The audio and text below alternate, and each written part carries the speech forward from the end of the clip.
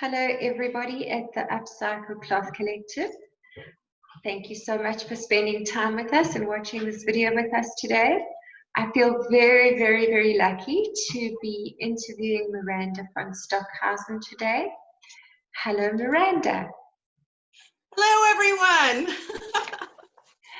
So, Miranda, please will you introduce yourself and just tell us a little about your journey with textiles up to now?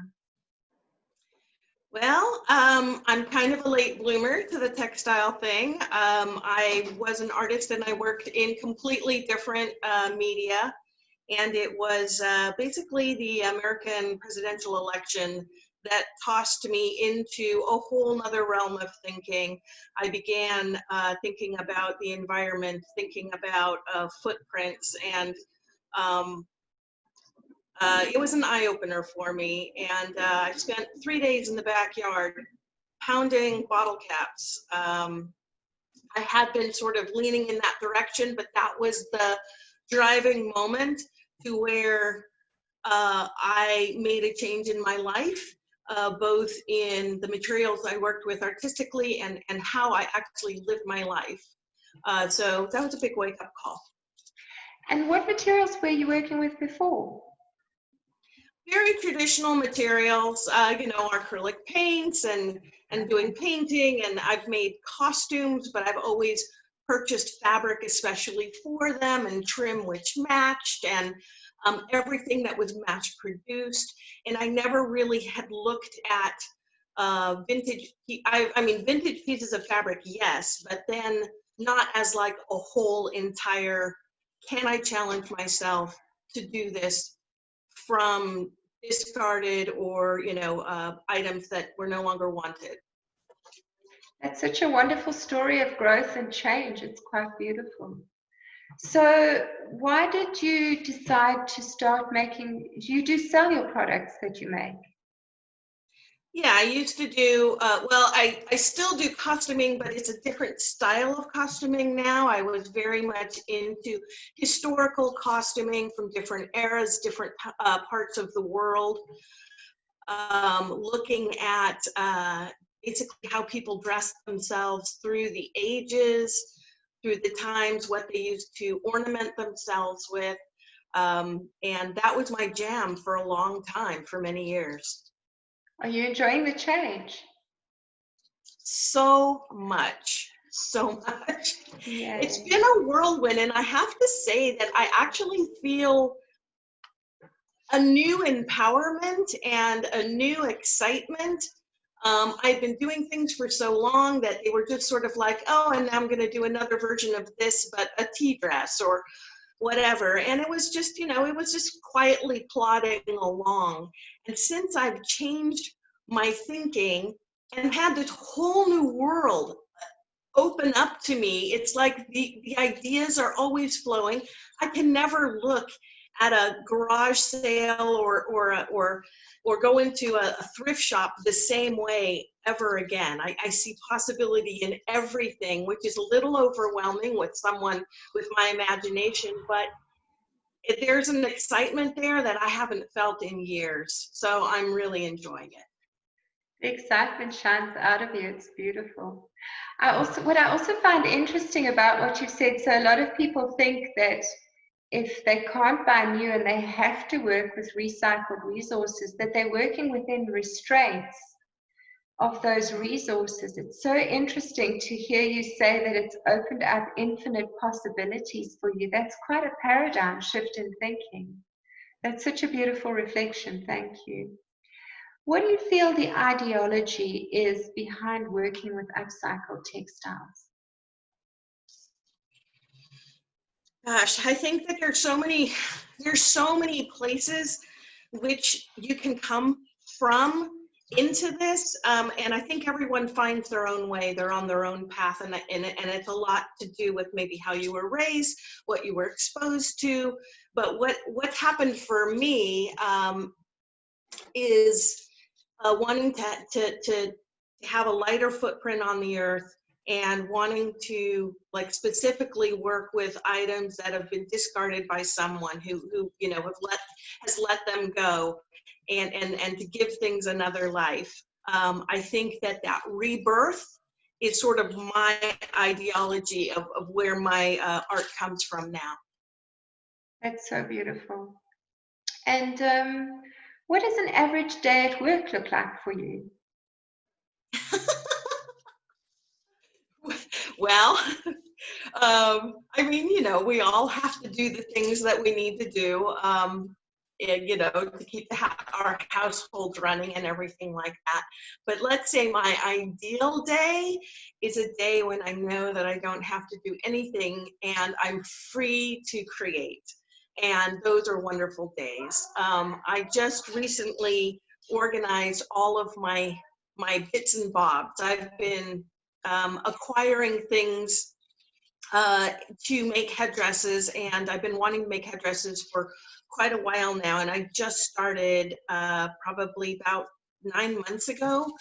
And so I organized everything, and my perfect day is to wake up, have a cup of tea, maybe out in the garden, and then come in and open up a box and start putting things together, just grabbing things, you know, like bangle bracelets, plastic bangle bracelets from the thrift store, in with a broken kukui necklace, you know, and I'm sort of like, ooh, you know, this black and white is working, and then I'll bring in another color, and then I'll bring in some scarves or some garment that I'm cutting up, and you know, and I just start to put things together, and then I go into create mode, and I could be in that and I have no sense of time.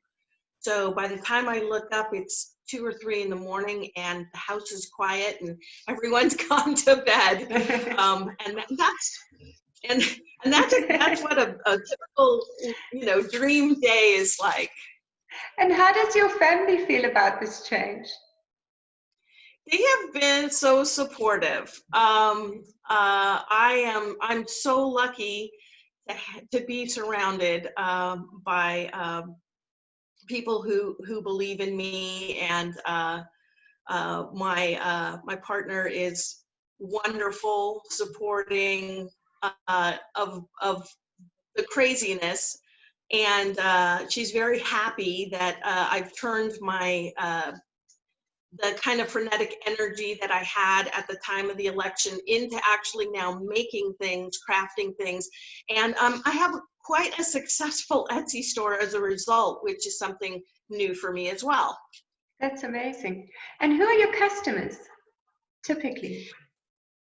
You know, a lot of people who I am selling to, I've seen them in the tribal dance community, the tribal belly dance community, the American tribal style dance. And also, a lot of people come from an event called Wasteland, which is a Mad Max long, maybe week-long event in the Mojave Desert that happens each year. And it's kind of a immersive event where everyone becomes a character for 24/7 and plays that character throughout in the event. That sounds like a heap of fun. It is totally fun. I want to join in. I must say, I really love your headdresses. I can't get enough of them. When I look at them, I can get absolutely lost in the layers and textures. I'm so thankful to have you on an episode of Zoom for our group, because it's just a privilege to me to speak to somebody who's so incredibly creative, and very interesting for me to hear that you've made such a radical shift in your own kind of work. You know, a lot of artists get stuck in one medium and one look forever. So to have made such a radical shift is quite impressive. So what do you feel is the most important thing for the people in the textile industries to be focusing on right now in this point in history? Because a lot of people are saying that the shift needs to happen in fast fashion, where they need to come up with with new, more sustainable ways of making textiles, while we on the other side are saying, let's just use what we've already got in the system. Yeah, I mean, I think that there are so many different ways of coming at that, but the way I see it is it's bigger than the textile system. It's bigger than the textile industry. It's bigger than industry itself. And really what it falls down to for me is, I'd say for me as a woman, women realizing that what the industry is dictating is as fashionable as you must have this, these desires and needs is what really drives it all. And if women would could embrace something within them that did not give them the need to be in the latest fashion and to play in a world of society which is so unrealistic, and makes so many cravings, so many unreal cravings in your life that it kind of makes you a little bit miserable. That if people were able to tap into their authentic selves, and find and be comfortable in their skin and find their flavor and walk the world in the way that is authentic to them, not needing to have that fast fashion driving them each season to buy the thing to look like this, to, you know, feel accepted only if you're looking like this or whatever. That, you know, it's just so much larger to me and so much deeper. It really is. It's right here. That's where the change needs to happen. That's beautiful. Thank you. And what do you feel your particular role is in the story about upcycled textiles? Do you feel you have a role to play? I think I have a more Buddhist approach to my role later in life. You know, I'm in my late 50s, and I always thought my role was to like lead or whatever. And now I just realize that my role is to make the best choices for myself and to live authentically. And by doing that, I have drawn to me and been drawn to communities that are doing the same thing. They're living authentically, and each of us are making our own choices, and I feel like that's my role, is to just be true to myself. And then by doing that, it's the change that I'm seeking in the world. And I think collectively it'll catch like fire. People will stop looking outside of themselves for leaders and whatnot and become the you know, the leader of your own life, really. That's so beautiful. And you know, if each one of us just did that, it would solve a whole bunch of things that are wrong with the world. If we could all just... It certainly would. So what advice would you give to someone who's thinking about making upcycled products to sell? Do it. Don't even think about it, just do it. There is a joy in it.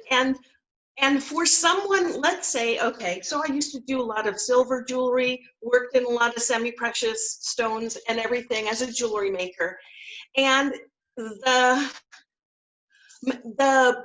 fear of making a mistake that would cost like all this money for the stone if you cracked it or chipped it, or, you know, for you know, the sterling silver or working in gold, used to just really, like, it clipped me down. I wasn't able to be free. I didn't feel like I had the affordability to be able to experiment. But working in upcycled, recycled materials, the materials come to you in the ways they do, sometimes as gifts. So the best thing that you can do for them is to experiment and let yourself go and try different things out, because you don't, you know, once you can break yourself of the putting the value on every little thing and now see this as it's all obtainium, which has all the same value, it's all beautiful in its own way, and it just freed me up to experiment, to try different textures, to try different things, to put yarn on the ends of kukuis and make these little fuzzy things for the crown. I mean, you know, it was just like, yeah, I had a whole necklace of the kukuis that I was like, wow, I've got like 48 of these. I could use them everywhere. That's so wonderful. I love your excitement and your passion when you talk about this. It's so beautiful. And I find it so interesting, this reflection of yours, that again, working with bought resources was actually more of a restraint than working with upcycled resources. That's such a wonderful reflection for me on the benefits of working with upcycled resources. So thank you for that. Sure. Okay, so what do you enjoy the most about being a part of the upcycled textile movement?